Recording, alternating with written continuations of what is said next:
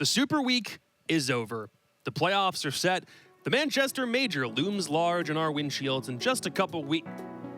Oh, wait, we still have one more game. Okay, we can do that. As long as LG and Soniqs have the honor of ushering us out of the best of ones before playing more and taking us to playoffs and the last chance qualifier. This is the final match of the best of ones, the round robin, the group stage of the North American League for stage 1.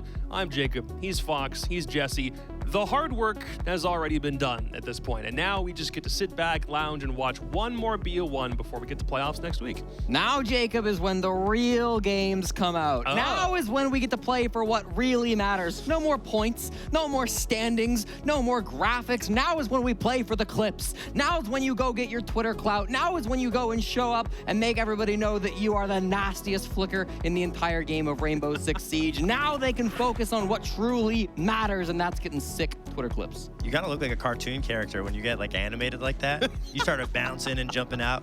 It looks like cartoon characters. Soniqs right now. They have not been playing too hot, and it's very uncharacteristic of them because I feel like they do have a lot of pieces to the puzzle, and they have found a little bit of success. And I do think Adam and Merc most specifically, but more specifically Adam, they have been having a phenomenal season when it comes to Soniqs, but they just haven't been able to put it up with the rest of the team in the roster. Yeah, it sucks to see. I mean, I think a lot of people were giving Soniqs a bit of grace for the roster changes they were making, and my hope was that even if they didn't immediately gel, they would retain that old mentality. Remember the 2022 mentality when they brought Yeti and the old United core on? If we don't win immediately, it's no big deal. I hope that's the same mentality they took into this stage because they can't make playoffs. They have to play the LCQ. That's just how it goes for some teams sometimes. Yeah, it's unfortunate because obviously Soniqs, they're a staple of the league. We've seen them do so many good things before. Top 6 at SI, I mean, we can't stop saying it, but this team, the highest of heights and now the lowest of lows here in the North American League. But LCQ is ahead of them. Of course, the major is not out of their grasp, but I think this is where we get to see the good teams separate from the great. When the pressure is the highest, not today, but going forward in the next couple weeks, that's when the greatest teams are made. So I'm definitely excited to look at Soniqs going forward into the LCQ. Well, the only reason that this game matters, well, the thing is, it kind of doesn't for standings because 4th and 5th could be either Luminosity or Beast Coast. For LG, if they were to win this game, maybe they bump themselves up by one more place, but it's not the biggest deal in the world because 4th and 5th in the bracket will still play one another. So for LG, like Jesse mentioned, just go for something fun. Yeah, exactly. For Luminosity, even 1 point, so an overtime loss would bump them above Dark Zero, but it doesn't really matter. So, you're coming into this game, you're hoping to at least take it as a match to improve on, right? Maybe you do want to take it as seriously as you can and try to fix some issues because you will be going into playoffs. And so if you can iron out some kinks here, you can get yourself into the best shape possible heading into playoffs. That would be nice to see from LG. Also, I think motivationally ending on a win would be nice. Oh, yeah. Going into the playoffs. But yeah, ultimately this can be a bit more of a chill game for them too. We took some time to sit down with Julian just before this game got going about how their stage has been going since they picked up 3 new players to start this stage.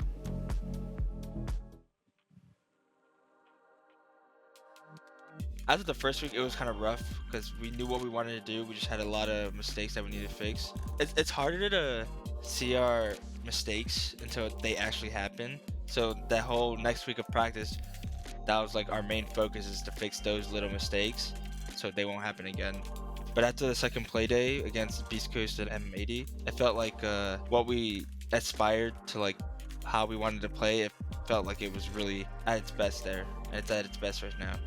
The game against Oak Street, we just started off really slow, really poorly. The energy wasn't there until like halfway or towards the end point, and it was just too late for us. But the fact they were able to just knock off attacks like that, it shows that we're not a team to be underestimated. I really like the team right now because the way we play, the way we all call, it's never the same thing. It's always something different, and it's a fun way to play Siege.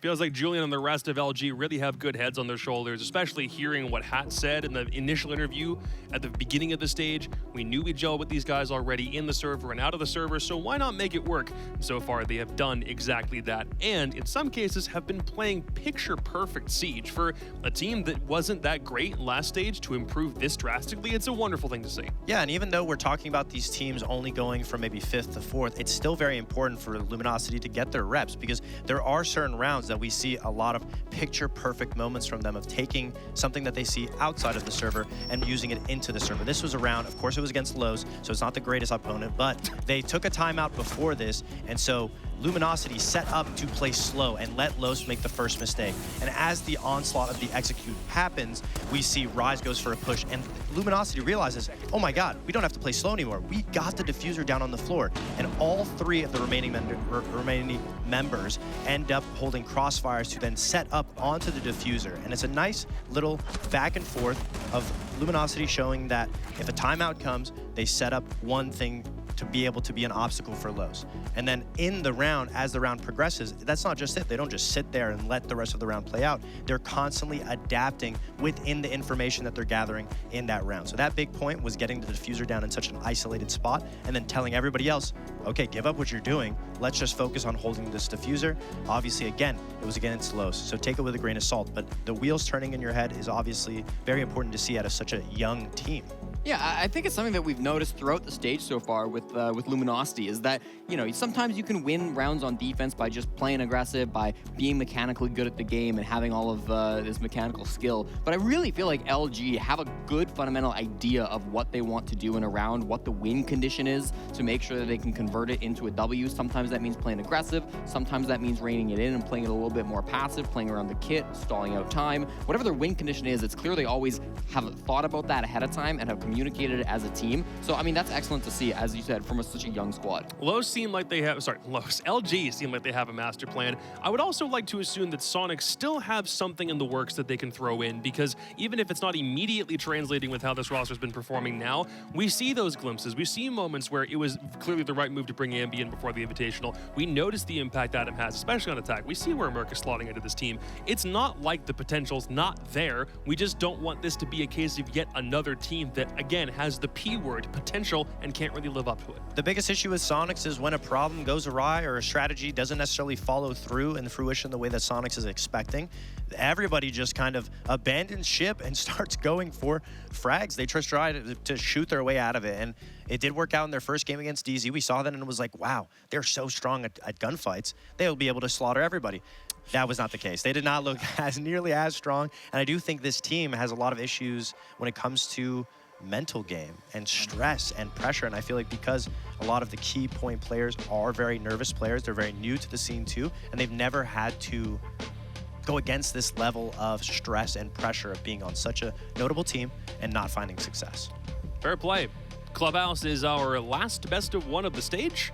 Soniqs have defense first. I don't really know how well that bodes for LG, but LG so far have been the better team, so this actually could be a close one. Yeah, I'm actually really excited to see the Clubhouse, because I think for Soniqs, more so than LG, you want to come into this game and you want to play something that you can feel kind of comfortable on, right? Something where you should have the best chance of walking away with a win so that, A, you can improve your mental, maybe going into those LCQs, but also just so that you can kind of hammer down what works, right? And I think that Clubhouse, it's always been a comfortable map for Soniqs. They brought FaZe Clan to 15 rounds on this map back at the 6th Invitational. It's a map they destroyed Dark Zero on at the start of the season. So this is a really comfy map for Soniqs, and I'm glad to see them going here so that they can maybe just try to nail down the fundamentals of like a map they should be comfortable on to try to get back on the right track as a team. Why were you sighing just then? I know he's trying to hype them up and he's bringing up how they won it at the Invitational, but it's a whole different team. Clearly this team is not showing up like we expected them to. Yeah.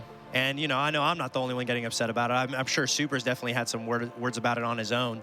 But that being said, I think it doesn't necessarily matter about the map. It really has to do with, again, the mental game. And I feel like Soniqs have kind of given up. They have nothing to play for. So in my opinion, I don't think it matters to them. They may have nothing to play for, but you still have everything to play for, because this game will still count towards your predictions. You got to make sure you get this one right. I'm not picking Soniqs. I don't know who put that up there. Uh-oh. I'm not picking Soniqs. I'm picking Luminosity. There we go. To be fair, I may have predicted Soniqs, and it may have been me that messed it up, but I'm definitely going with Luminosity. Probably you submitted that like 2 or 3 days ago, and it's coming back up now. Yeah, okay, you're right. going Well, I will pick Soniqs. I will be the one. I like Clubhouse for SQ, and whilst you're right, Soniqs have nothing to play for, neither do LG. So I think for both these squads, you know, however serious they're taking it, I trust in Soniqs maybe a little bit more. Maybe, You're wrong. Maybe we'll find out. They're a rookie team. Maybe it's the start of a comeback. To them, it makes them, I bet it makes them feel good when they find success. Everybody's so young on that team that winning is all that matters. And we saw how passionate Wi-Fi was yesterday because he had a very inspiring interview.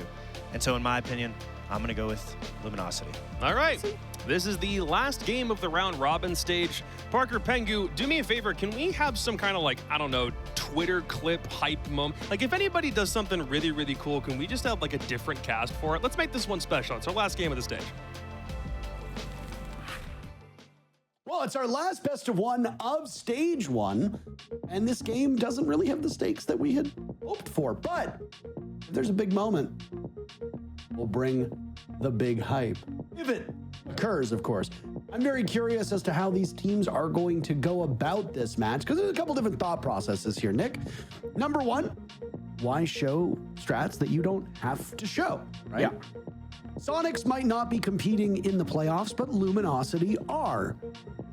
So for Soniqs, as we said a couple matches ago, this is about game day reps. This is about getting the fundamentals down. Soniqs have, I think it's fair to say, taken a step back as a team from what we saw last year. There are growing pains when you bring in a new roster. This is an opportunity for them to get yet another game day under their belt before they go into the hell in a cell that is the last chance qualifiers. As for Luminosity, they also need their game day reps. They come in with 4 wins, 3 losses. It's been pretty clear cut. They win in regulation, they lose in regulation. Feast or famine. Luminosity will also take every match they can get to improve. Operator bans are coming in. We go to Clubhouse for our final matchup of the day. Yeah, that was like one thing I could tell to these two teams and they could hear it would be like, make it fun and enjoyable, if anything. But I think Fox hit a good note that LG, they're a young team, they're young players. They're gonna care about improving and playing, getting actual good gameplay in. So I do think that at least one of these two teams will take it serious, and I don't see why both wouldn't at least try to play it here. Arbiter bans are a bit of a interesting one though, from one team at least. Ace and Maestro removed from play. We don't see either getting banned all that often. Of course, Ace, there's always that once in a while it gets banned, you know, on various maps, as that's a very stable hard-breaching operator in general. Whereas Maestro is just, you know, that's personal. That is a, we don't want you to play this operator whatsoever type deal. And I get it. You get 3 Evil Eyes down the Maestro. That's a ton of self-destruction. It sucks to deal with. And the only real counter is like playing Brava and hacking those cameras. It's just not really ideal. So LG, they bring the spice here. I enjoy it. Soniqs keep things same old, same old. No Ying, no Fenrir. Nothing too out of the ordinary. I've been a little bit puzzled actually by the results on the Sonic side of things in this stage, because they should be a better player, or they should be a better team with the players they have on the squad, right? Obviously losing Citizen hurts, that's inarguable. Benching Grixer is probably hurt as well, but I mean, you bring on Adam, who looked very good last stage. You bring on Merc, who has consistently been a very good player, and presumably it brings about some changes to your strategies. Maybe that's the greater issue. Maybe it's just that they are still trying to wrestle with a new system, new roles. You've still got the same IGLing from Geo, as far as I'm aware. Maybe something's changed on Soniqs. I don't know if you've heard anything. I have not. No. Last I heard was like Geo wanted more aggressive players to call for, that they could like do aggressive plays and play like new style of Siege. And I imagine Merc does have a voice in the team, because Merc was a vocal player in TSM, for example, or back when you played on Wildcard. So also the current way you play the game, you don't just have one guy calling the shots, right? You have like a team effort. But yes, as far as I know, Geo is like the main guy. Geo obviously working with Merc to win a world championship, so you know that they know how to play together. You know that they've called together. There were periods of time where Merc was actually IGLing as well, so they should at least have some basic level of understanding. Yeah, I've been a little bit puzzled as to what's been troubling this team, because even though they're adapting to 2 new players, on paper, this roster should not be a basement-dwelling team. They should be not in the top 4, at least in competition for that. You've got really no weak links on the side of Soniqs. I think it's a completely fair point to make, and I see it the same way. Like, you have good players with experience, you have some good gunners, which is important in this current meta, but you don't have their souls yet, at least. So I hope, if not now, a glow up for stage 2 or a great run in LCQ, for example, can get into a position. But things don't start off too well. Merc swings in a 1v2 and Kixera gets your big pick for LG on the attack. Kixro had adopted at the start of the stage Kixera, like Going with it. so many other players before him. Cyber Zera was another name. All of this, of course, emulating what we see in a game known as Counter-Strike. Kixro with another kill, this time on Adam, and suddenly LG's advance through Dirt Tunnel, working out quite effectively. Pat, who spoke a lot of ish on Twitter, is the first to die for Luminosity, but he's the only one that's died so far. Complete opposite of Soniqs, where everybody has died except for Geo until Kixro gets what I believe was a 3K. Yeah. Oh my, Kixro and Luminosity start off strong. Very much so. I mean, Soniqs don't fight back a whole lot in terms of gun skill. It's just pretty much like a one-sided endeavor in the entry. It's Dirt Tunnel, it's Kitchen Hatch, and it's round over. Now, when we see maps like Oregon and Clubhouse, those basement bomb sites, there are typically two ways to play it. There's the roam and there's the turtle. But even if you are turtling, and that means playing like very passively on the bomb site without going like leaving it with any players, I still want to see defenders get a little bit active, right? Go main staircase, go blue stairs, start in garage, kill a couple of drones, fall back type vibe. Otherwise, you're just kind of like waiting for the attack to come to you, and I mean, we saw what happened there, right? It's kind of rough. Soniqs, no surprise, go to a different bomb site. That's what I would do as well. It's like, lose basement, why would you go back there, right? Go CC, go gym, go crazy and go bar. Show us something new. You said earlier, Parker, you brought down the stats that NAL, across pretty much every single map, they have their core 3 bomb sites that get seen play, and then the 4th bomb site just doesn't appear. On Chalet, it was like Master Bedroom. On this map, it's of course bar. I want to see it. I like seeing a little bit of innovation, a little bit different stuff, you know, when you have a different approach to these rounds, and just simply playing a bomb set that no one else is playing, I think it's in that same category. It's in that same box of fun things to watch. Now LG, they banned the Ace and the Maestro. Now they're bringing out the Gridlock, so they are doing things a little bit differently here. And I'm curious if this is a Gridlock for the sake of the grenades, or the soft destruction of the shotgun, or what exactly the angle is gonna be. Maverick will make a line at bottom of this exterior wall. But there is no bandit tricking. There's no actual wall deny. It's just impact grenades there through the mirror window. When you don't have like a quote-unquote real heart breacher in like a Thermite or Hibana, this might get a little bit tricky to Maverick open due to that mirror window being there.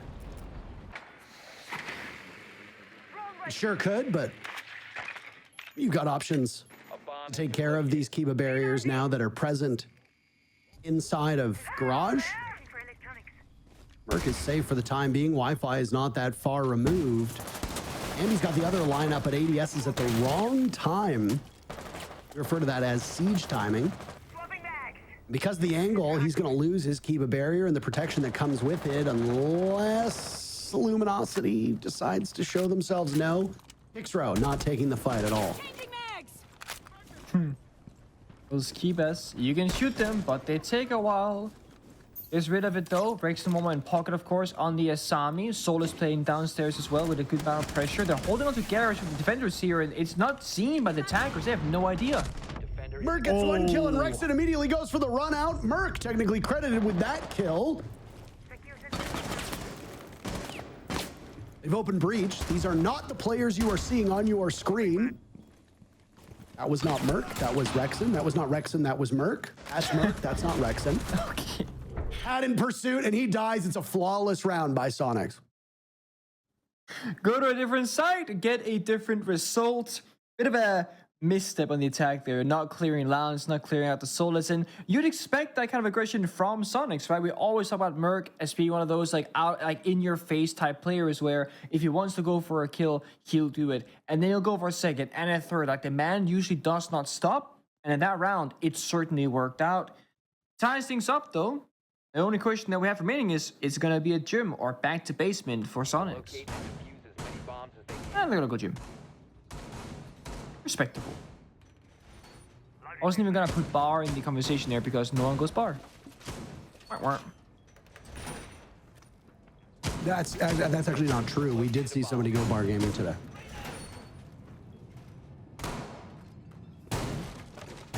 We spoke about the bomb set, but it wasn't played. You wanted to see if you're. Oh yeah, you had me nervous there. I was like, did we? Oh boy. I believe we were instructed to if somebody does something really cool, we'll have a different cast for it. So I'm just gonna prank you. Oh, that's not what they were referring to at all. Well, that's how I chose to interpret it. Okay, that's great. Hmm. Yeah, I don't speak American. You know, I don't interpret things the wrong way.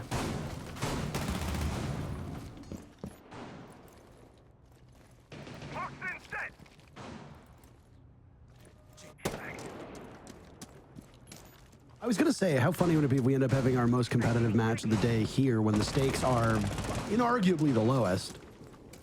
I mean, OXG I mean, and we also M80? had all 15 rounds between M80 and OXG, so Yeah. you got a long way to go to match that intensity. It's hard to match that. Also, like, Sport got an ace, he got a 4K, got some deagle kills. Like, there was a lot of highlights in that matchup in general. It was a good watch. This one's a bit slower paced. Different stylistic choice, of course. LG wanted to make sure that they don't skip any of their fundamental steps here. The Garrett control, put the Claymore, set the flank cam, progress to the open breach and CC. That's step number one. Then you start meeting a bit of trouble. You have the roamers extending to cache, reinforced walls, impact deny, plenty of those. 7 impacts, right? Oh, sorry, 5 impacts in play right now. There goes one. Flashbangs follow as well. And Ambu's gonna fall back the first step into cache connector.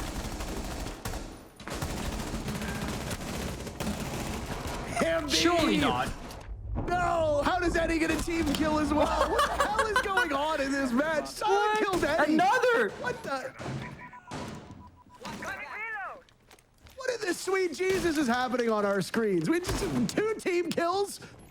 A frenzy at the top of red stairs? What is this match?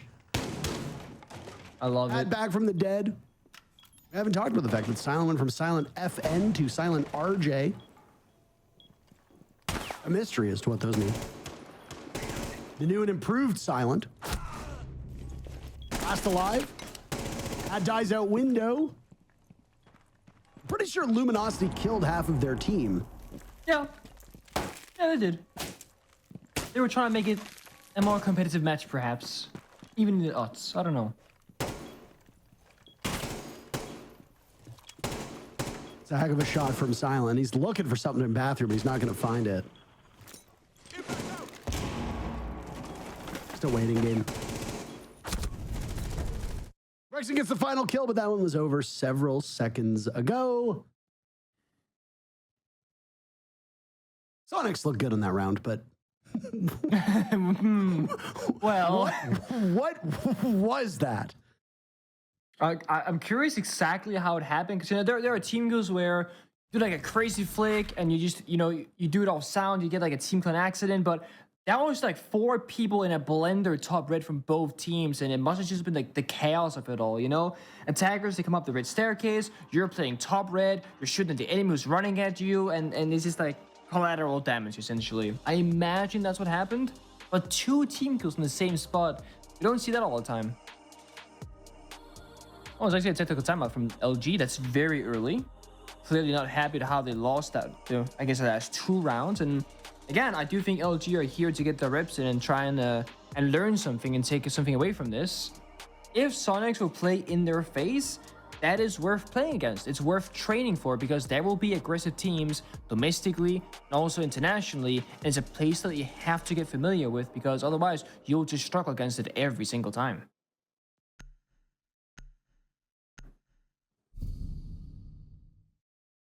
Back into the action we go after one of the most baffling rounds that we have seen in all of Stage 1. Due to the scheduling, as people might have noted, there was 10 teams originally in the North America League, and now there are only 9. That means that instead of 5 matches a day, we've gone down to the 4 that you witnessed, this obviously being our 4th match. There technically should have been one more match today, which would have involved Space Station, but they are simply observers. They did absolutely nothing today, but it was enough because they have clinched their spot for the playoffs. A lot of fun with that Space Station cast the other day. Oh yeah, we did. It was a good cafe game. Talked about this in the actual matchup that Jinxie's popularity has brought quite a number of new viewers in whenever SSG plays, and I don't know if other casters are keen to try this, but I think that sometimes for the newer viewers, it's not a terrible idea to, well, simplify your casting. Keep things a little bit light. Not every match needs to be the SI Grand Finals level of hype. If a big moment happens, it will get the hype that it deserves, but by and large, there's a certain approach to different games based on the standings of the games and players competing and the fan base that they bring. I mean, it's not even just Jinxie, it's the SSG players themselves. They don't take themselves very seriously on social media. They don't take themselves very seriously in some games as well. And sometimes it works and sometimes it doesn't. Kills break out within the first minute. Hat involved in the first altercation. Merc, the second. Xro dead, Ambi dead. Valkyrie, a sure loss for Soniqs, but those black eye cams will persist. That's one fewer nitro cell that Soniqs won't be able to use in a potential post plan. There's also no ass breaching rounds for the mirror windows, which is a crucial step of the defense for holding blue and church. So definitely a bigger loss from the attack inside. Oh, actually, the mirror window's not in church, it's inside blue facing the bomb side. So a different setup here. Blue is a very crucial point of the map, and again, now the Ash down for the count, you cannot really clear out that position, and there's no Cavatown in play either, so you just have Wi-Fi on the Grim as like your big operator in this round. Get the intel, work with it, and go for the execute. Before they can get there, gotta get open all of those hatches, third tunnel, etc. The more that's open, the more pressure it is, the better it is for the attackers. I don't think Merc saw the vertical holes right above them or hurt them even, so Hack gets a pre-kill. Of course, USBC is trying to impact the knife, but it's a trade. Rexon from Church has the angle. That long line of sight up through verticality takes down the buck. It's down to even numbers now. Still Wi-Fi with 5 Bs in pocket. And again, those Bs gotta come in very clutch in this round. Well, you're gonna be dropping all of those B canisters in the final 40 seconds. That's, well, that's expedient beekeeping, let's put it that way. Wi-Fi yet to find a kill. He's been a very big bright spot of LG. That struggle will continue. No Bs used at all. Not only no kills, but no utility expended from the Grim. Grim's pick rate continually increasing as the stage has gone on, and as we saw from international play, brings hard destruction, a good gun, and good gadgetry. Wi-Fi not able to wrangle any of that up. Eddie walks into his death. Rexon and Geo, the final 2 kills, and Soniqs keep this ball rolling. Some sloppy deaths though from LG. I mean, they lose Ash in the entry. Okay, whatever. You're fighting for map control for the home clear. It's fine. Buck then gets a kill, dies immediately after. There was no slowing down and stabilizing from Luminosity. They could have, gotten the kill on Merc, relaxed for a bit, open up the hatches first priority, then start droning, especially if you're like a Sledger Buck doing vertical destruction on the floor to a bomb site and you're already low on health, you're very prone to dying to like an impact grenade or a C4. Or if the enemy knows you're low, just like swinging for you. If you know that only a couple bullets and Buck's gonna die or get injured, you will likely get swung from people because they have the confidence to do so. We're seeing a good old stable pick here from Mr. Geo. It's that shield play, and not on the attacking side, but defense. Geo is playing Clash, middle of the side, hiding from all the drones. And there was that clip from one of the earlier play days where Geo clutched out with the Clash up against Dark Zero on this map. That was something. And I gotta say, we've seen a fair bit of Clash this stage in both Europe, North America, and Brazil. And about half the time, Clash is like the last operator alive in like a 1v3. And it doesn't look like the defenders really do anything with the operator. So I'm very much trying to keep track of what is Geo doing? Is he gaining, value in the round? Is the Clash actually doing something other than just like simply existing in the server? And I like this position right now for Geo playing Catwalk. You can't just get rid of Clash. There is a Cavatown, of course. You got those 2 fireballs. That's your only real counterplay for that particular operator. And after that, It's all guns blazing. Sonic is already killed downstairs in the basement against Merc. Early removal of the Solus means you don't gotta worry about that plant position later in the round if you can get to the bomb side, as verticality is no longer a big deal for the defenders.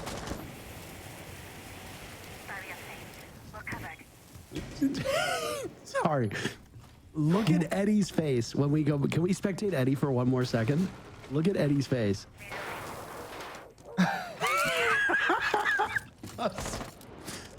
Eddie looks like he's in hell, and there's no way he can come back. Like he just does not look like he's having a good time at all. That is the look of defeat. Eddie, we are a minute and 15 seconds into round number 5. You're gonna need to pump up that energy a little bit here. Poor guy. I mean, he's 1-3. He's playing Maverick. He's like, why is no one else playing Heartbreach? Why do I gotta deal with this, man? What? You know? Please help. And I'm up against a Clash. Like, it just gets worse. Yeah, come on, man. You got opening kill. You're doing all right. And once this wall gets opened up, sure, please don't die here, Eddie. You cannot take this at Eddie. It's good. It's good. It's good. Battle between the two of them. Oh, no. Rexon's able to reposition, though, after picking off Silent. Sensational start to this match for Rexon, by the way. 7-1. It's actually 7-11 right now. How convenient. Hat dies, or Hat kills Rexon, rather. I was too busy thinking of puns. Adam will now guard the breach. He executes just a couple seconds away. Fuser in the hands of Eddie, who's still over towards construction. No, and he exposes his ankles to Ambi. Fire burns into serious damage. Hat getting in on the fun.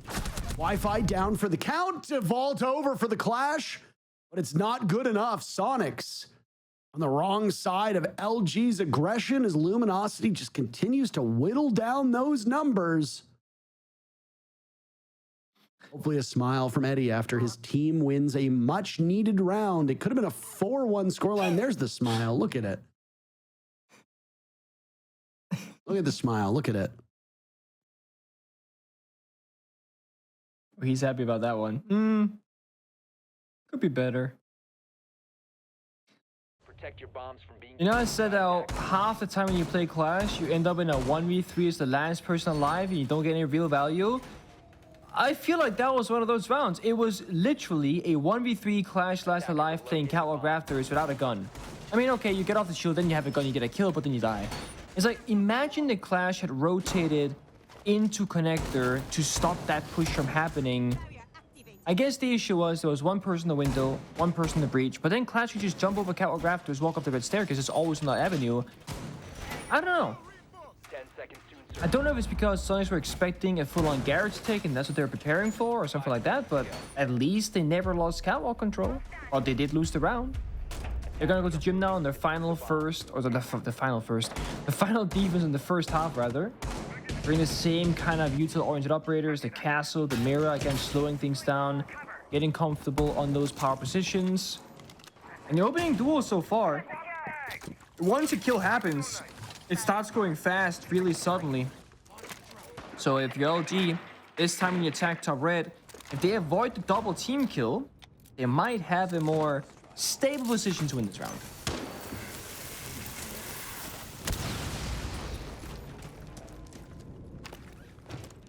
Whose silhouette is that on the other side of the wall? Eddie is about to potentially be in for a rude awakening. There's no tricking that can be done from the lineup of Sonics, so I don't know if that was just somebody that was laying prone in Logi or somebody holding construction, but that's construction wall now opened up. Pat has a premonition as to where one of those defenders might be. With construction wall open to the exterior, you can't exactly sit on that mirror window with the same level of security. 1 minute off of the board, just a little bit over a minute. Luminosity has done an excellent job of opening up these castle barricades and the reinforcements. Haven't been able to open Jacuzzi up all the way, though. Just a small opening for them to be able to go through that Gio's looking over from bathroom mirror. It's a bit of a different tech this time, like pressure from both sides, not just focusing on cash. And it looks like Soniqs might have rotated and surrendered the roam control. No, Adam is still there. But I don't think he has the same kind of support like previously.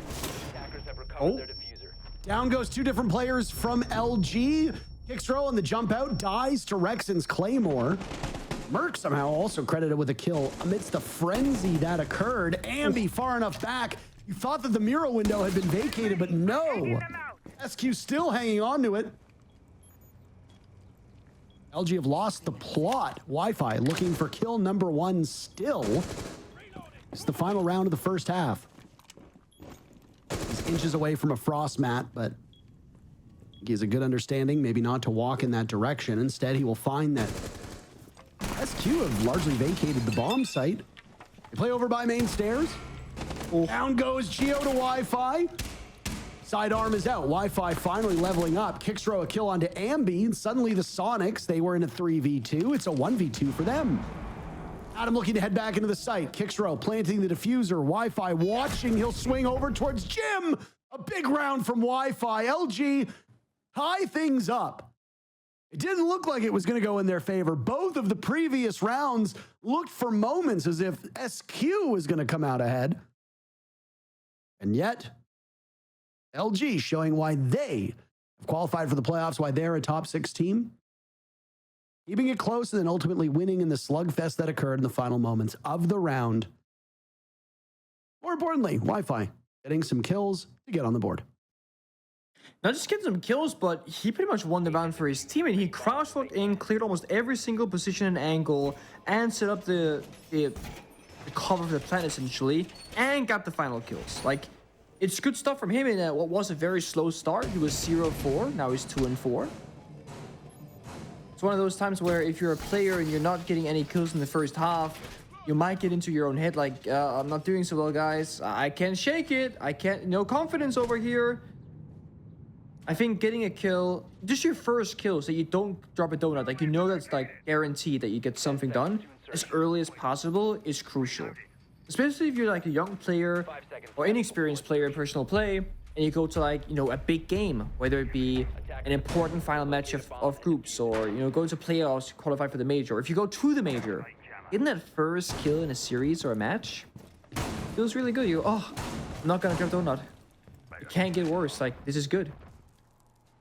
Now for LG, they get the 3-3 on attack. I think that's just quite all right. That's kind of like good for Clubhouse. You're not amazing, you're not terrible, you got the job done. And, you know, if you are not a good attacking team, playing defense will always be the easier side to deal with. Ace being banned is interesting because while Ace doesn't do like one simple sole job of like, oh, he's always bit of a wall, so he's always bit of a hatch, just like Thermite or Hibana, Ace is just a kind of hard breach operator that gets brought so frequently because he's kind of just okay / good at almost everything. He kind of sucks for hatches, that's really it. And it's the fastest hard breaching gadget in the game that is a throwable or from range. So it's really efficient, just like, you know, chalk out your cell mass, breach open walls. AK-12 is a great gun. You have soft destruction as well with those soft breaches, the soft floor. You're chilling. And it forces the attackers to play, for example, a lot of Maverick. Both LG and now also Soniqs will bring out that operator, and it's a lot slower to use, and it's easier to get C4, so you're a bit more limited. Soniqs, though, they bring can openers in both the Grim and the box, so they can certainly get everything opened up relatively quickly. Question is whether or not those kite claws from Wi-Fi will be a problem. They have Geo on the Thatcher, so they have the right tools for the job, but they gotta time the hard breaching correctly with the EMPs. Well, a 3-3 first half is not necessarily what we come to expect from a Clubhouse traditionally, but you and I did talk about these numbers on the previous Clubhouse match that we saw between OXG and M80, where, again, it was a 50-50. At the time, it was actually 49%, if memory serves me correctly. Now it is at 51. So still a coin flip map for Clubhouse. Bottom floor, 49% of all rounds won by attackers. Gym, upstairs, 48% of all rounds won by defenders. Cash CCTV, 54% by defenders. every single one of the 3 bomb sites, and of course, because we haven't seen that bar stage bomb site just yet, even though you almost fell for it earlier when I pranked you. Nice. All 3 of these bomb sites that are played are so close to even. That means that a 3-3-half in NA at this current point in time is completely possible. But as we say that, it didn't feel like the round had 15 seconds left, but it did. Geo, the support player, taking no prisoners. Down goes Rexon. Both teams now into a 2v2. It's been an all-out brawl. Geo getting the diffuser down successfully. Ambi on a shred of HP. What little is left is gone at Kixro's hands. Geo has a great cross here, but both players from LG stack up. Geo might be in trouble. The Azami gets through. You cannot allow LG to continue to push towards this diffuser. Geo ceding ground, falling back deeper into the site. Silent, what a swing! Geo simply flabbergasted with that one as he leans back defeated, and that's a motivator for Silent as LG succeed on their first defense. That's a frustrating for Geo. I mean, you got the kills, you got the entry, you got the plant down. You're in a pretty rough spot, right? He can't really play inside a kitchen vertically. He dropped the hatch to plant, of course. You can't go out third. You can't leave the bomb side. Like, you have to brawl it out on the bomb side, 1 versus 2. And while I knew where one of those players were when they crossed the blue rotate, he didn't have active intel on the second member. And you saw the train of thought there from Geo. Fight the blue guy, quick flick, check the hallway. Damn, no one is there. Both players swung together, and that's just not really a winnable position to be in, even though it's a post plan for Geo and Soniqs. It looked like a really good defense, like 5 versus 3 or whatever, and then Soniqs, they were fired up. They got the traits back. They had those Grim Bees, rather, come into the blue area of the map, drop down those hatches, and they had good intel. One thing that I love that Geo always do is that he's always hovering like fuse or glass. Because, and the reason for it, I imagine, this is like my own theory, I don't know for sure, is because of the attacker repick function, he will pick an operator that is never played, typically not played, and he'll allow his other teammates to pick, like, lock in their operators first, and he only has to change to what he wants to play. Sometimes you'll have, you know, one person playing Sledge, one person playing Ace, and then someone else is like, yo, can I play Sledge? And the Sledge gotta go on something else, teammate takes the Ace, or takes the Sledge rather, then you go on your actual operator. It's a lot of swapping back and forth. Geo's been doing this ever since back on TSM when they won Invitationals, where he would just always hover glass or fuse, and Achieve does the same thing, or did. He's no longer currently an active player, but looking for team. I find it pretty interesting because it doesn't happen all that often, and there's nothing worse than spending like 5-10 seconds not on your drone trying to figure out what operator to play because your teammate locked in already.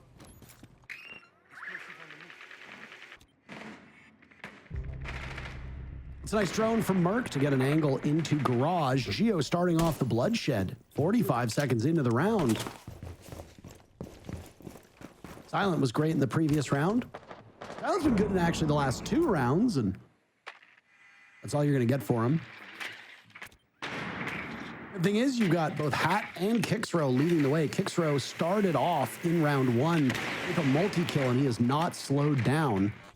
Wi-Fi had a similar thing happen to him a couple play days ago, and, well, he had what might be called a life game. So if you're LG, you've got enough players to make up for Silent's absence. And those mute jammers are going to stay down. You've also got 2 more nitro cells. Both Wi-Fi and Eddie hold on to those explosives. The secondary gadget is replaceable as well, though usually those nitro cells are accounted for by teams. No denial outside of the mute, so that jacuzzi wall will get opened. Just a little bit over a minute left for Soniqs, who seemed to be in good shape in the previous round, but ultimately could not hold in the post plant. Will they have the same success this time around? Luminosity weakened by 1. Got a good progress so far. Jacuzzi wall, they're on the side windows, they're locking down Hat inside that gym, and if you can't get out of this position, that should be a free pick surely, but he can just stick the corner. He doesn't have to move too much here. Hat can play strong from this position. There's a 10th kill from Kixro as Merc is gone. Don't necessarily need the Maverick at this point in time. Rexon on the window, punishing Hat inside of weight room. Kixro looking for more than a 10th, but he can't find it. It's a vault in now from Soniqs. Geo getting diffuser down. LG outnumbered. 4v2 becomes a 4v1. A huge round from Rexen. Nitrocell gone off by Wi-Fi in the post plant. Rexen vaults in, but Ambi has his teammates back. And that will be the first victory on attack for Soniqs. 4-4 the scoreline. And again, the importance of this match for SQ is to get those game day reps in. Gel with your team. Prepare yourself as best you can for the last chance qualifiers. If there ever was a thing to play in that would give you an incredible amount of experience, it is last chance qualifiers or going to a DreamHack event back in the day. Because you play a lot of games against a lot of teams, and some you would never expect to play against because you have, last chance qualifiers also have teams from the actual open qualifier, not just pro teams.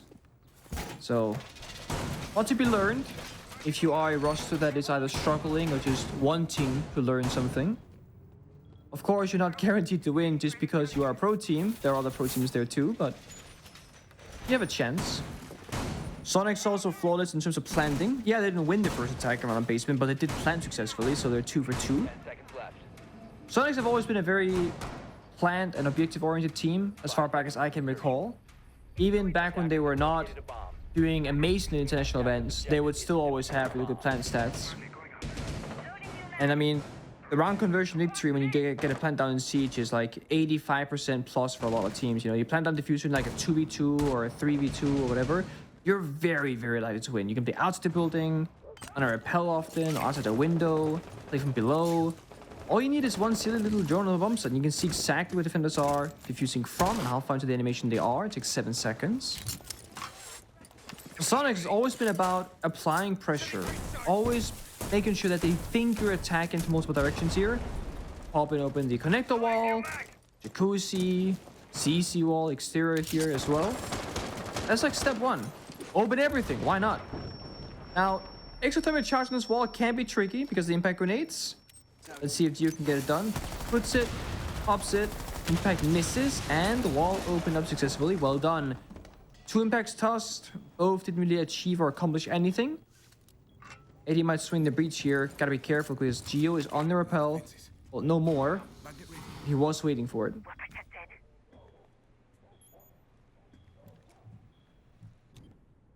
Wi-Fi now lurking in secret, or a spot that was referred to as Adam. I think it was watching EUL, and Fluke and Hap were actually talking about the origination or origins of calling it Adam. Because there is a player in the game right now called Atom. Atom. As in, an atom as in like biology, but then there's Adam as in like a human name, as in like Adam and Eve, or the Addams family. Nice. Adam hid in what was referred to as secret for a long period of time before the clubhouse rework, and I believe he was playing Vigil. And he popped up, and I can't remember if he aced, but he did get an incredible play from that position, and then people started affectionately referring to that spot as Adam. Now, obviously that's changed. That part of the map now has a staircase. It's now referred to as blue. There's a corridor. Hold on a second. We still have a minute left in the round, and, well, both of these teams want a duel. LG will gladly oblige. Activated. Theo and Merc are gone for Soniqs. Eddie is gone for LG. Kix will join him. Ambi dead. Wi-Fi the kill. Rexen and Adam last 2 remaining. LG with a numbers advantage of 1. Rexen tossing out the EMP in a vault in. It's the 2nd round in a row that Rexen's been killed vaulting through a window. Adam with 1 kill on the hat. He's the last one standing for SQ. More worrying for him is that Wi-Fi still plays below. Adam, if he can get the diffuser, will be spotted by the Soulless. Picking up the case. He will attempt it. Do they even know that Wi-Fi is down there? There's an impact. No! Wi-Fi, do not misplay this. No. Oh, there's no way! How does Wi-Fi botch the plant? No. And who is it? That's the expression that I have on my face. That's exactly what my hands are doing. That should not have been a lost round at all for LG, but they lose it. Me oh my, Nick. Oh, I understand what happened. he assumed he was planning on the green box table because that's the smart thing to do. He assumed that he knew he was against the Solus, right? But they didn't. They were planning in the middle of the floor. So the impact goes completely wide. He basically overcomplicated, right? He's thinking, they're going to do the right thing. I'm going to do the counter. But Soniqs did the wrong thing, so he misplayed it. Disaster of a round, honestly. That's a heartbreaker. And it just makes you wonder that sometimes things look easy, but they aren't. You really got to see things through and make sure that you understand really what's happening. Not just what you think is going on. Unlucky, as we say. Now, thankfully, it wasn't match point. It didn't put Soniqs to match point either. They got 5-4. Still rounds to be played here, but you can look back at that one and go, oh boy. Oh boy. Now, Parker, speaking of Adam, right? Isn't it more of a physics thing than a biology thing? Or am I just being, like, annoying now? What is an atom? Because I had in physics class, biology was about plants, not about... It's actually, technically, we are both wrong. Oh, okay. Chemistry. Oh, it's called physics/chemistry in my school, yeah. Atoms are, according to wikipedia.org, atoms are the basic particles of the chemical elements. An atom consists of a nucleus of protons and generally neutrons, surrounded by an electromagnetically bound swarm of electrons. Yep. It's chemistry, my friend. It's not biology. It's not physics. If it doesn't surprise you to say this, it shouldn't at least. I am not a science major. I'm a political sciences major. That means that... False science. It's a false science. That's correct. Thank you. Hold on a second. While we're vamping about all of this, Soniqs have tried to set a tempo for this round and have failed miserably at succeeding.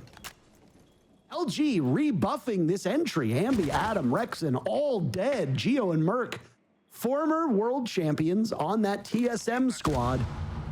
Well, they're the last two alive. They've got a lot of time to try to bail themselves out of this position. 90 seconds to be exact. What do you do in these circumstances? You just got gifted a round that you should not have won in like a million years. And then you win the round.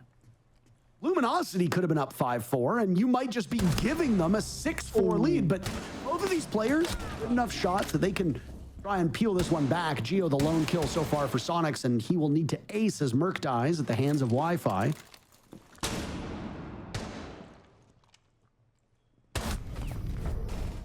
Extra the final kill. 5-5. These teams really fighting for every inch of this map. We'll need all 12 rounds in regulation and potentially overtime too. I like the rush. Just one minor issue. The Goyo fire. So Blitz goes through, but gets cut off by the team because the second that door gets popped, the fire goes in the ground and it takes 20 seconds to disappear, meaning that Blitz is on his lonesome. One defender on the third box, one defender below the kitchen hatch. There's a crossfire established. Blitz cannot look at both directions. Blitz dies. The push gets stopped. And that really is how you can simplify the outcome of that round. Now LG, like you mentioned, had they won that previous on CC with the verticality, would have been up 6-4. Would have been in a mighty good position. Soniqs still will call a tactical timeout, talk things through. Both teams have pulled their parachute, as we tend to say. No timeouts remaining. Gotta play it out from here on out. And it's really been a back and forth since the round count. I would not be surprised if we do have to go the distance.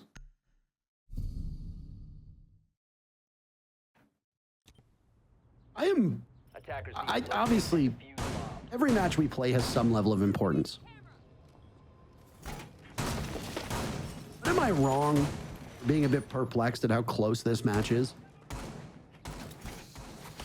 We've seen this before where, I can't remember what match it was, but there was a game a couple months, or actually not a couple months ago, a couple years ago. There was a game a couple years ago that, as far as I recall, we were casting it out of Poland. So many years ago. Many years ago. And it was a completely meaningless match. I think it was Fox A's team, which might have been Reciprocity, and I think Achieved was involved and might have been TSM. I can't remember the teams competing. The game was completely meaningless. There was 0 point to playing the game whatsoever. At the beginning, you had people running like Blackbeard and Tachanka when he still kind of sucked. And you're like, okay, like obviously these teams don't really care, whatever, fine, we'll go through the motions and we'll cast this. And then all of a sudden, out of nowhere, both teams started trying as if it was the SI Grand Finals. And we went all 3 maps, and I think 1 or 2 of those maps ended up going to overtime. That's wild. Afterwards, I DM'd a couple of the players, and I just said, like, what was that? Like, why? And they just said, we didn't want to lose. Yeah. And I'm like, I get it. And I think it's very easy for us to forget, as I tell this anecdote, and people might wonder where it's coming from. I think it's very easy to forget that these are hyper-competitive players, and even in completely meaningless matches, they still want a top frag. They still want as many points as possible. They still want to try to compete for MVP. They want to show off, because you're not playing your matches just for immediate results. You're also playing for what happens if you get kicked off at the end of stage 1. Every single game matters. And there's an old saying where you're only as good as your last game. So maybe you dislike your opponents, and maybe you just simply want to try your heart out to prove that you're a better player. I'm not sure, but this has been a very scrappy game. It has not been a technical masterclass, but it has certainly been competitive. One quick question. The game you're referring to with Foxy and Achieve, was it because they were top seeded or bottom seeded? Like, were they doing good or bad? Why didn't the game matter? I think it was like a bottom seed. I think it was a best of 3. I can't remember what it's for. You're calling Foxy bad, basically. I got it. Yeah. Foxy's You're bad, asking me to try and reference something that I left Poland January 2020. So that was over 4 years ago. But I can't remember what it was. Foxy's bad is what you're saying. I hear you. Yeah, that's why he's retarded. Doing a great job on the desk, though, by the way.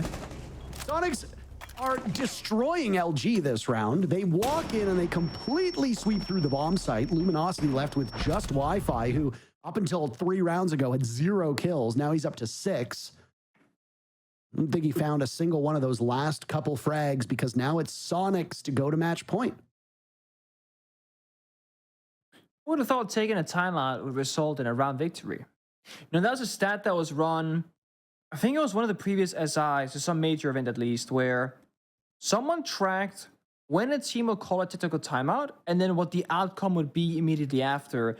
And after the event was finished, there was a stat on Twitter or Reddit that was like most successful tactical timeout coaches in the world.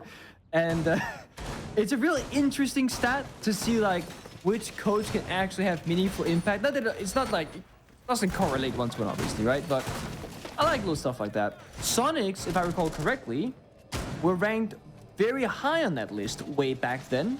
And they have the same coach, Kadis, even now, still calling those tactical timeouts and still finding success. So a little throwback stat there.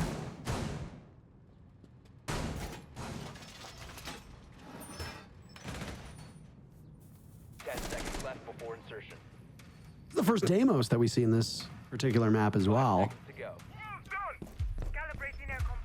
I saw on the main Rainbow Six subreddit, not the Rainbow Six Pro League subreddit, the main Rainbow Six subreddit, where they were asking about what immediate thoughts were on Deimos, and it was honestly quite a widespread of opinions. Some saying that he's useless, that his secondary is just as bad as the revolver that both Nomad and Kaid have. Other people saying that he's way too powerful, but from a pro perspective, I think the general can say, hold on a second, is he using the shotgun? Oh, yeah. Okay. Oh, yeah, he is. Which is crazy because the pistol has so much self-destruction, but if you want to go in close quarters, you might as well get a pumpy. Oh! Hey! Now, one of the worst things that can happen to you as a thermite player is that no one droned the drone hole, you don't know there's a bandit there, you breach the wall, it gets sapped. And what do you do now? Well, you have a Maverick. So, it's okay. But it just slows things down here. Simply sap, you beat that, and it reads it, runs away, nobody dies. But again, it's wasting a lot of time. Now it's going to be up to Kixrow to try and evade Deimos and company. The Deimos isn't usually the operator who gets the kills. If you've noticed, at pro level, it's usually somebody else on the team being fed the information from Deimos. And pros have a pretty good understanding of the layout of these maps, and they can see a ping and say, oh, he's in cache. Oh, he's top red. You say that, but then we had the Solus round a few rounds ago where they didn't have the read on the... Mistakes happen. Okay, look. Okay, fair enough. Look. And look. Anywho. Kixrow, again, it looked like, be harassed. Ambi has one of those death marks remaining. Honestly, the sidearm for Deimos is unbelievably strong. I'm surprised, frankly, that people would say that it's quite weak. This is certainly not bad. But... Oh, speed of the pistol. Oh, no. Bonk. Thing is, with only 6 shots, a lot of players are not gonna enjoy it all that much, I think. Down goes Kixrow. This could be the first domino. Soniqs with the advantage with final 30 seconds upon us.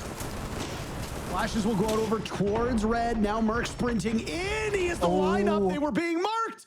And that's it. A flawless end to the match. Soniqs prevail. They pick up 3 points. But it doesn't really mean much. And as you can see from Ambi, the whole crew very, very excited with that result. Soniqs still have work to be done. They have shown some improvements as a team, but again, it's very easy to look at this roster and say that they have regressed from where they were at SI. They're going to go through the LCQs. Luminosity will play in the playoffs and will go up against the big dogs. With all of the new teams and the new rosters, it is quite a surprise to see SQ in the basement of NA. But it happens. Somebody has to be towards the bottom.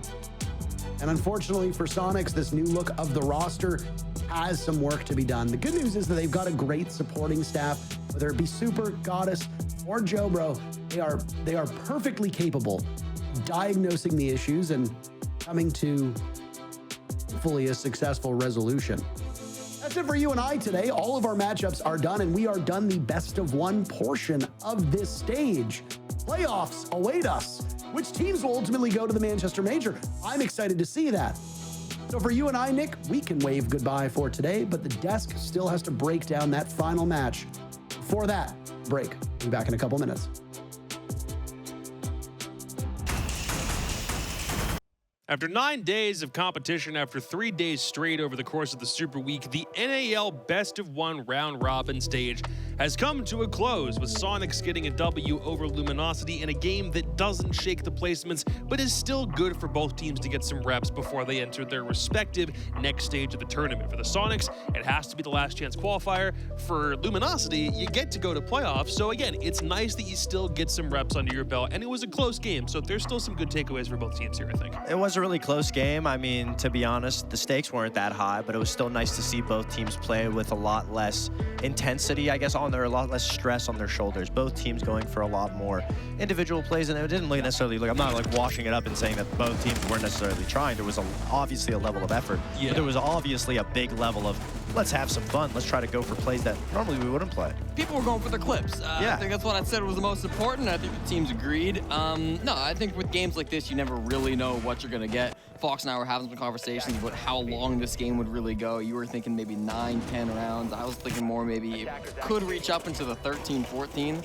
Not 13, but 14 or 15 into overtime. We didn't get quite that high. The first ever 13-round Rainbow Six game. You never know. It's the full rage quit from one of the squads when they lose the first round of overtime. Yeah. But all in all, I mean, I think it did kind of devolve into gunfights in a lot of instances. And in my mind, Soniqs are the better team when it comes to the mechanics. And so I'm not super shocked by the surprise here. Yeah, ironically, Soniqs looked like a really good team in this game, which we haven't seen too much of when it comes to the whole season. But in this game specifically, a lot of their executes, especially this one you're seeing on the screen, where Soniqs just sets up, they get a first pick, and all of them execute onto the site. And I mean, that's kind of what we were hoping to see the whole year, is them attack together. Yep. And yeah, I say it's ironic because, of course, they do it now out of all games when tough. It doesn't really matter. But it looks like we saw a little bit about it. So hopefully they can take from that and just keep keep improving. Yeah, it's nice to see, too, what we saw in the summary there, Rexon top fragging the MVP for Soniqs in that game. Good to see him having a good game because he's had a couple of rough games recently. So I'm glad to see him putting up the big numbers, and hopefully we see more of that coming in through the LCQ. I think the important thing here was Soniqs get to snap a 3-game losing streak. So when you do that, you have a little bit of time before the LCQs are solidified at this point because they still need to play the open qualifier playoffs, which includes Los at this point. But now when Soniqs go to play, they will at least not have ended their best of 1 tenure in the NAL on a 4-game skid, which would be really brutal to transition into best of 3s to do. So yeah, hats off to Soniqs. Good for them to finally get it dubbed in the stage. It would have been really rough to just end it on all losses. At least it was a positive note. And a big positive note, I'm glad you brought up Rexon because I feel like he is a player that a lot of people saw him switch roles recently in this last stage. And everyone was kind of like, why would they do that? You know, Rexon is such a strong player. But I guess it goes to show that he has had a pretty decent season compared to how poorly the rest of Soniqs did. He definitely played his role correctly. And I know it is a new role for him, so there is a lot of growing pains. But I do want to give him, like, you know, commend him and give him his flowers for how well he has played and adjusted onto this more supportive role, trying to allow the new players on the team to take up that kind of like secondary entry role. So, you know, really good stuff from Rexon. So here's the end of the day. This is what the day was like. It's all over, and the part of me is like, oh, yay. But the other part of me is like, man. But we're done with the best of ones. We're not completely done with the stage at this point. Dark Zero won the game that decided what the playoff structure, the 6 teams were going to look like. They defeated Wildcard 7-1, really fast one. M80 winning over Oxygen still did not put them into top 2. That one was certainly controversial according to some of the M80 coaches on Twitter. And then we end the day with Beast Coast getting the first 7-0 of the stage. Soniqs getting a dub to end their 3-game losing streak. What a day. Yeah, I do definitely get the point system being frustrating sometimes, but at the end of the day, it's like, if you're beating a team in overtime compared to if you're beating a team and 7-0ing them, I think the team that's 7-0ing should probably get more points. I mean, I don't know if you guys would agree. It seems like they would be the better team. Both teams did good. Fine with the scoring system as it is, right? But I would say the team that is 7-0ing should be the better team, arguably. At the end of the day, they're all going to playoffs, right? Yep. I mean, not all the teams, but all the teams in question here. If you're winning the majority of your games, you're going to playoffs, and BO3s are really what the test is going to be about. So that's what we get to look forward to, and we should be seeing all of these squads. The better team should always come out ahead in a best of 3. Most importantly, Lax got all his predictions wrong today. Hell yeah. And so we mentioned you yesterday getting all your predictions wrong at the start of the day. True. Now Lax got all his predictions wrong today. But so what we're not mentioning is that Fox is leading by like 6 percentage points or something right now. I'm catching up now, though. I think I'm up into. You're getting close. I'm 2 wins ahead. Lax is behind you by 1. Just remember, Yes. the NAL Predictions Championship will also depend on what playoffs look like. For one final time, let's take a look at the standings because we probably don't need to bring the screen up again after today. This is the final tally. 3 teams at 16 points, but Beast Coast vaults above all of them to take the #1 spot. Oxygen, despite losing 3 games straight, still retains 2nd place. Both of them get a bye. M80, DZ, LG, and Space Station. Dude, it's so crazy that Space Station somehow snuck into playoffs there. Yeah, and it's crazy. That's actually exactly the standings I predicted before the season started. No, All it's of them not. were right? No, yeah, that's exactly what I. Yeah, so you predicted No, it's this not. bracket too? Yeah, and I predicted this bracket too. You're lying. Jesse, predict the bracket right now. Who wins? Oh, that's easy work. Yeah? Okay, go. Jesse first. You Yeah, go first, Jesse. I think M80 take out Space Station, and Okay. then I think they take out Oxygen. Okay. And they qualify for the major. I think Dark Zero roll through Luminosity and then beat Beast Coast as well.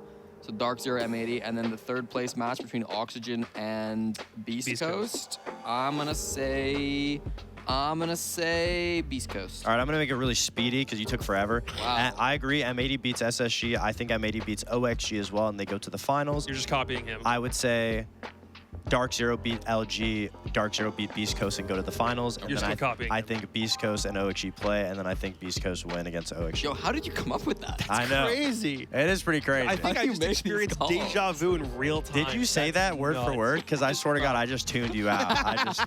I was like, dude, this guy's taking forever to just say what like it looks like a really straightforward bracket. Here's the thing. There is a chance, like we mentioned from before, Dark Zero being the known commodity, the team that has gone to every major event for the past several years, it feels like, they're on a side of the bracket with Luminosity and Beast Coast, and there is still a higher chance that one of those teams who we have not seen compete internationally would go to the Manchester Major as opposed to DZ, and it wouldn't take a third place game to do it. That part of the bracket is the single most interesting part of playoffs next week to me. Absolutely. I mean, also, OXG making it for the first time in a year to a major would be definitely a big thing. And It would be good, yeah, hopefully nobody sends my predictions to the OXG media, because I'm definitely not predicting them to win so far. So it's not looking good, but we'll have to see how playoffs kick off. Yeah, clip and ship that one. Gentlemen, we're all done with the best of ones. Final thoughts before we log off. Jesse? I think it was a great time, you know. The stage was incredibly unpredictable. We saw some ridiculous upsets, but we also got to see a lot of teams develop and grow. You know, there were a lot of squads that earlier on or even at the midpoint of the stage looked very weak. Teams like, of course, Beast Coast themselves, Dark Zero, Luminosity even, who all kind of grew and got better and improved throughout the stage. And ultimately, that's what it's all about, right? First stage of the new season, we want to see teams getting, you know, a hold of things and improving as squads. And for the teams that made it to playoffs, congratulations. For the teams that didn't, it's okay. It's the start of the stage. You got the LCQs still to go through. Plenty of time to improve and get better still. It's a great time. This was my first NAL stage working on the desk with you guys, and so Finally got in studio with us, buddy. absolutely, it was a great time. I enjoyed every experience from everyone, you guys on the desk, everyone on the back end. And a huge shout out to Blast and Ubisoft, you know, for being able to, I guess, put me in this position. And yeah, everyone at home, you know, if you guys want to see more of me, I mean, you guys just got to put it on Twitter. And then this isn't my necessarily last showing, because I hopefully will be doing the LCQ, but we don't know yet. And my mom always says this every time. She's like, "Oh, but they give you the floor to talk about it. How come you never say thanks to your family?" Lax thanks his family. You know, everyone thanks their Dude, family. Mom's calling you out? Huge shout out to my family, and you know, I'm sure my mom's gonna finally be happy that I'm giving props to the family.